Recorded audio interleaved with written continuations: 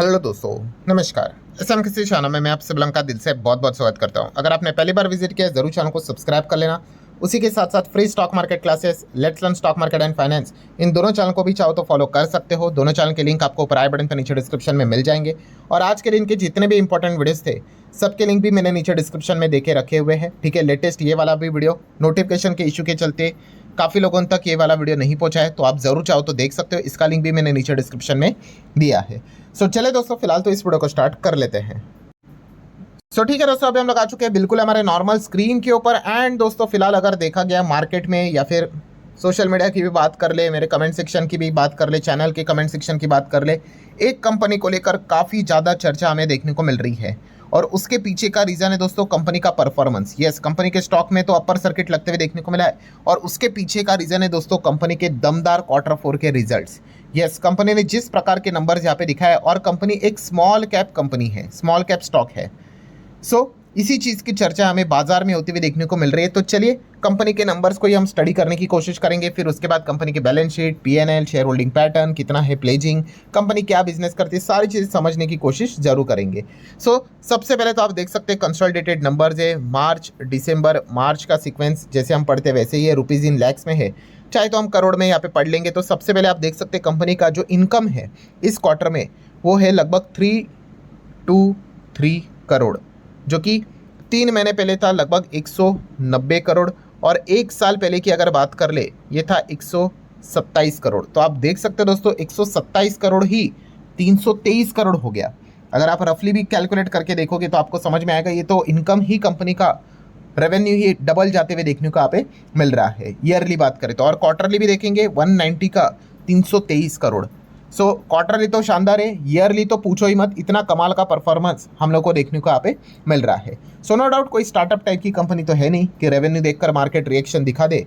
Company तो मतलब market तो भाई कंपनी का प्रॉफिट देखकर ही रिएक्शन दिखाएगा। सो इनकम की बात हो गई, लेट्स सी कंपनी के खर्चे कितने। तो खर्चे आप देख सकते हो 275 करोड़, लगभग 152 करोड़, और यहाँ पे 100 करोड़।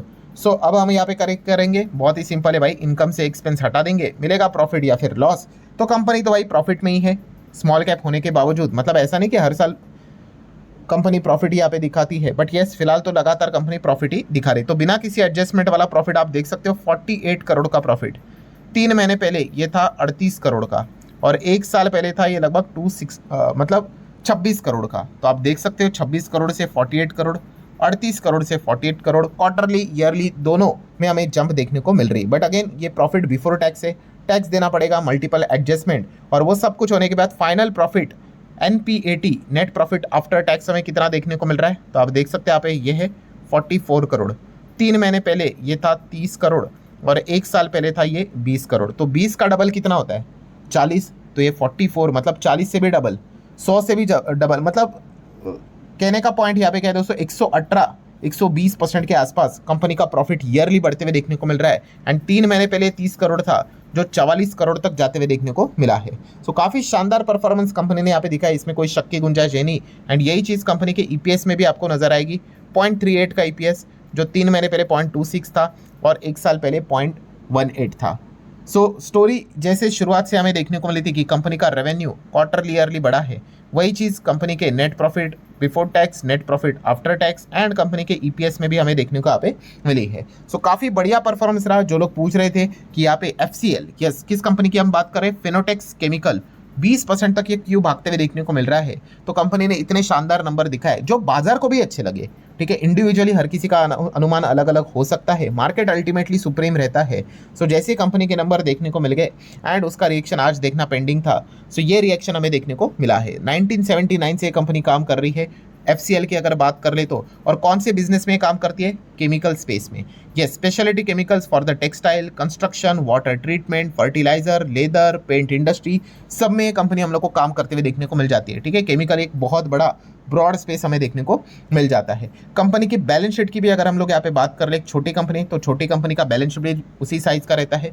तो RNS आप देख सकते हो 3 साल पहले 424 करोड़ का था, जो 708 करोड़ हो गया। एंड राइट नाउ 765 करोड़ का RNS रिजर्व्स एंड सरप्लस देखने को मिल रहा है। रिजर्व्स एंड सरप्लस आपका स्ट्रॉन्ग कैसे होता है, अगर आप अच्छा प्रॉफिट कमाओगे तो आपका रिजर्व्स एंड सरप्लस स्ट्रॉन्ग होते चला जाएगा, क्योंकि अल्टीमेटली जो पीएनएल रहता है उसके बाद पीएनएल एप्रोप्रिएशन बनता है एंड वहीं से जो भी अमाउंट सब कुछ ट्रांसफर होता है वो रिजर्व्स में ही यहाँ पे होता है। अगर प्रॉफिट ही नहीं रहेगा, पी ही नहीं रहेगा, तो आपका रिजर्व्स भी अच्छा यहाँ पे नहीं बनेगा। जैसे मैंने लेमैन लैंग्वेज में इसके पहले भी कहा था कि जिसकी सैलरी अच्छी होगी उसी के सेविंग अच्छे होने के चांसेस अच्छे होंगे।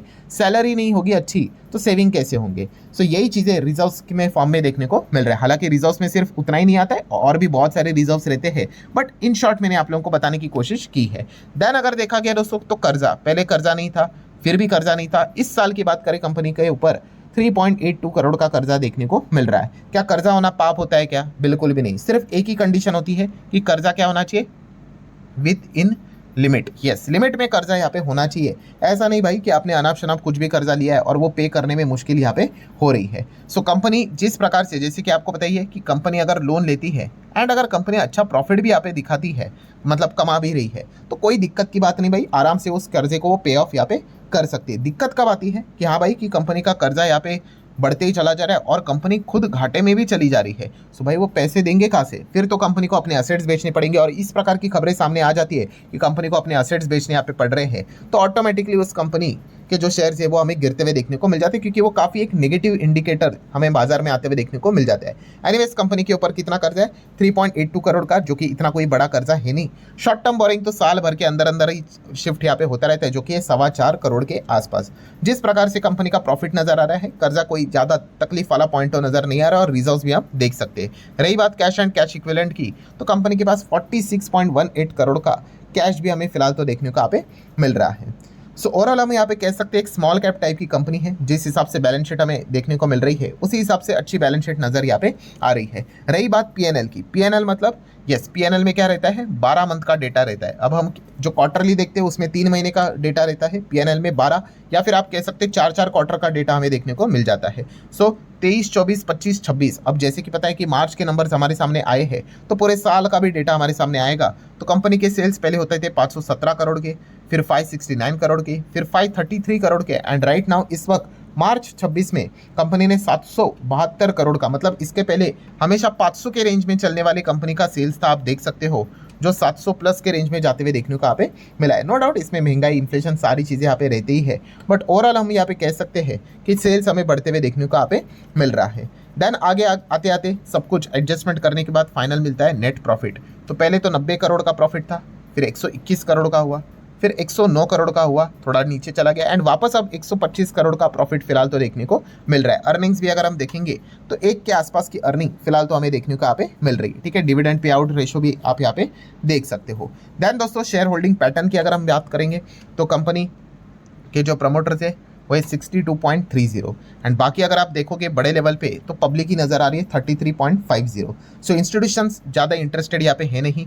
ठीक है, आप यहाँ पे चेक कर सकते कितना है, 2.92%, एंड एफआईएस की अगर बात कर ले तो 1.27%, मतलब मोटा मोटी अगर ऐड भी कर ले तो 4% आप पकड़ कर चल लो। ठीक है, नॉट इवन 5%। ठीक है, इसका अर्थ ये नहीं कि कंपनियां कोई खराब होती है, कोई स्कैम होती है। ऐसे आपको, आप स्मॉल कैप में जाओगे, आप मिड कैप में जाओगे, आप जितना नीचे जाओगे, ठीक है, मतलब क्या होता है, पहले होता है लार्ज कैप, फिर होता है मिड कैप, फिर स्मॉल कैप, फिर माइक्रो कैप, फिर नैनो कैप। अब जितना नीचे नीचे नीचे जाओगे, ठीक है, उतना ज़्यादा आपको क्या मिलेंगे, नंबर ऑफ कंपनीज बढ़ जाती है। ठीक है, अगर आप लार्ज कैप कहोगे तो आपको कुछ नंबर्स में कंपनियां मिलेगी, हाँ भाई 100 कंपनियां हैं, 150 कंपनियां हैं। ठीक है, वैसे ही मिड कैप में जाओगे तो और नंबर बड़ा होगा, स्मॉल कैप में और नंबर बड़ा होगा। सो ऐसा नहीं होगा कि हर एक कंपनी में एफआईएस एंड डीआईएस आपको देखने को मिलेंगे।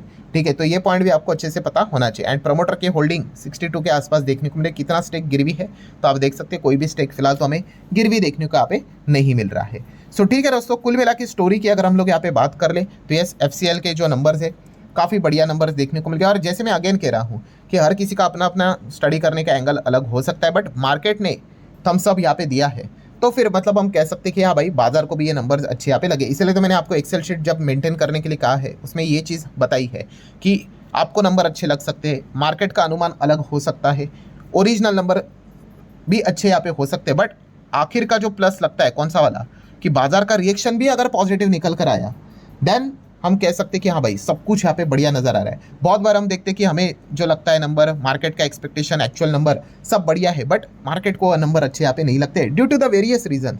ठीक है, तो वहाँ पे एक क्रॉस यहाँ पे निकल कर आ जाता है। सो इस प्रकार से हम यहाँ पे इन चीज़ों को स्टडी यहाँ पे करते हैं। सो ओवरऑल हम कह सकते हैं दोस्तों FCL के सारे पैरामीटर्स काफ़ी बढ़िया हमें देखने को यहाँ पे मिले हैं। तो आप भी चाहो तो इस कंपनी को स्टडी यहाँ पे कर सकते हैं। ऐसे तो आपको बहुत सारे कंपनीज के नंबर आते जाते देखने को यहाँ पे मिलते रहेंगे। सो ठीक है दोस्तों, वीडियो क्लोज करने से पहले भी अगेन आपको याद देना चाहूँगा भाई, पूरा वीडियो इन्फॉर्मेशन एजुकेशनल पर्पज से रिलेटेड ही है। ऐसे तो बहुत सारे कंपनी के नंबर आते रहते, प्रैक्टिकली हर किसी को कवर करना नेक्स्ट टू इम्पॉसिबल रहता है। बट काफ़ी लोगों ने कमेंट सेक्शन में रिक्वेस्ट किया था सर FCL यहाँ पे क्यों भाग रहा है, इसके नंबर को जरूर कवर करना, तो इसलिए जस्ट ये वीडियो मैंने कवर यहाँ पे किया है। सो आशा करता हूँ वीडियो हेल्पफुल लगा होगा। चाहो तो लाइक एंड शेयर यहाँ पे कर सकते हो। एंड जाते जाते आपको याद दिलाना चाहूंगा, इसके पहले का जो वीडियो था उसको जरूर देख लेना, उसका लिंक मैंने नीचे डिस्क्रिप्शन में यहाँ पे दे दिया, या फिर स्क्रीन के ऊपर ही आपको वो विंडो भी नजर आ रही होगी, उसके ऊपर अगर आप क्लिक करोगे तो उस डायरेक्टली उस वीडियो के ऊपर आप जंप कर सकते हो। सो ठीक है दोस्तों, अब मिलते हैं नेक्स्ट वीडियो में, तब तक के लिए बाय बाय।